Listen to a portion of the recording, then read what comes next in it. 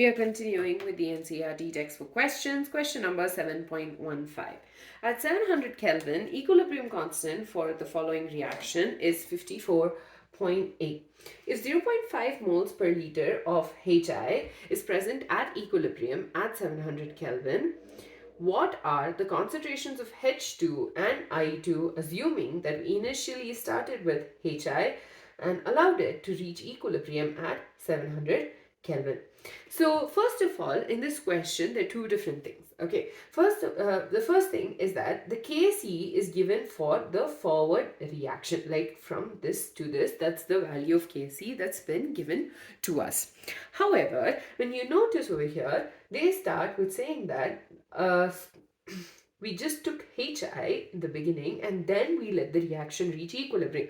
So in essence, we are considering the backward of this reaction to be the direction of it, right? We're starting with HI and then it's going in the backward direction, but we've been given the equilibrium constant for the forward direction. So we've been given Kc equals to 54.8, right?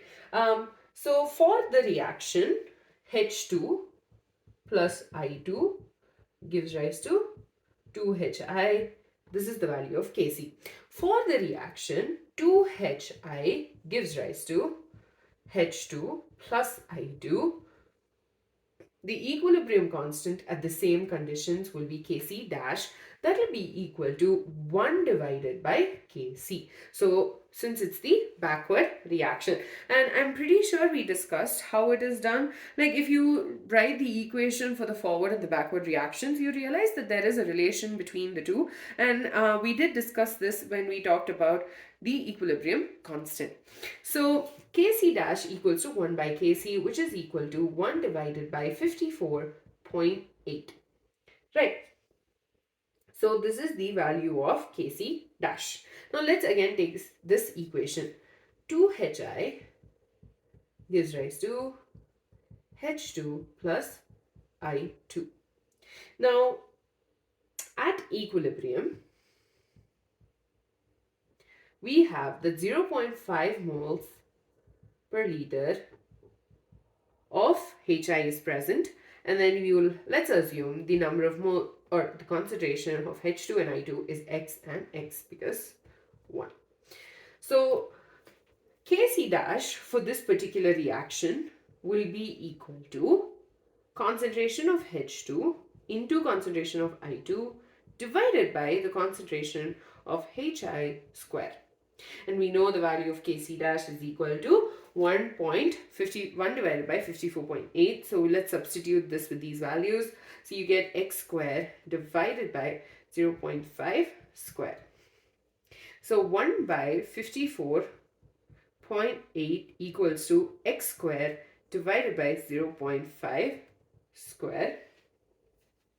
So x square equals to 0.5 square divided by 54.8, right? Just switching the side. So this will be equal to 0.25 divided by 54.8, which is equal to 0.00456.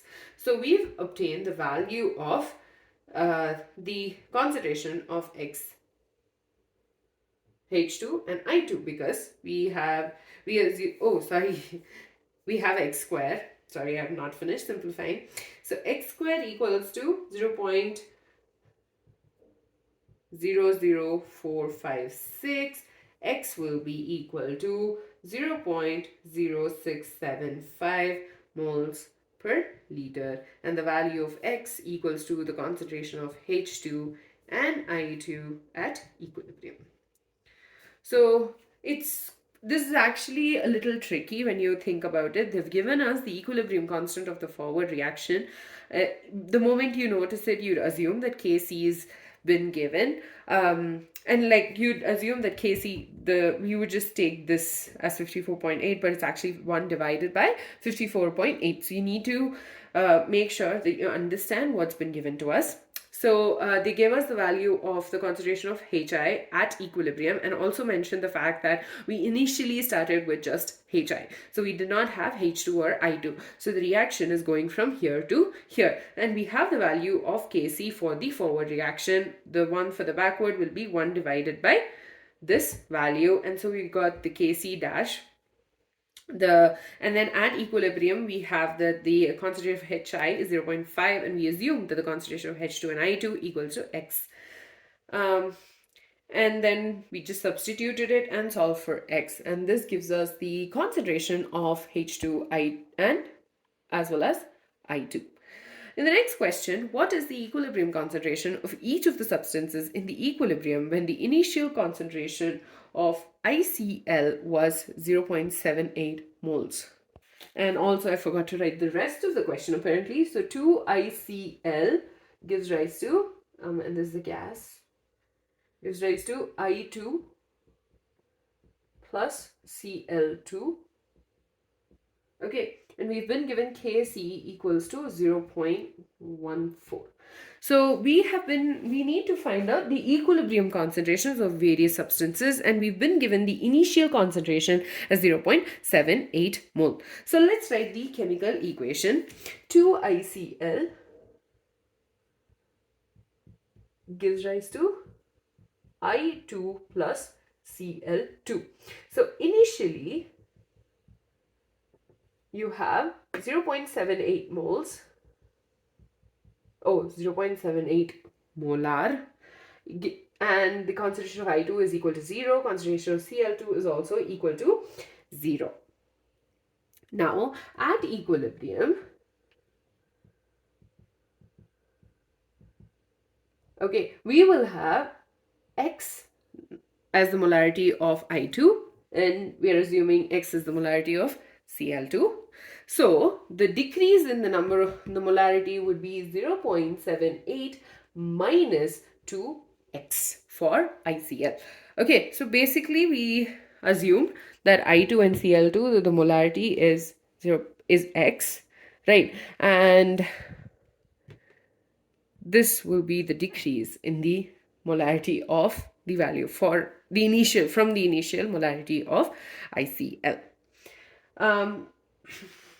So X is the concentration of I2 form, which is equal to Cl2. 2 moles of ICl reacts to form 1 mole of I2 and 1 mole of Cl2. Now Kc for this reaction will be equal to concentration of I2 into concentration of Cl2 divided by concentration of ICl whole square.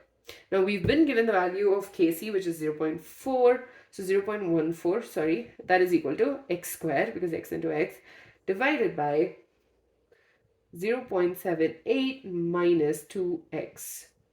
Okay, we're taking a square root on both sides, so we can simplify it much more easily. So root over 0.14 equals to x divided by 0.78 minus 2x. So this is equal to 0.3741 is equal to x divided by 0.78 minus 2x.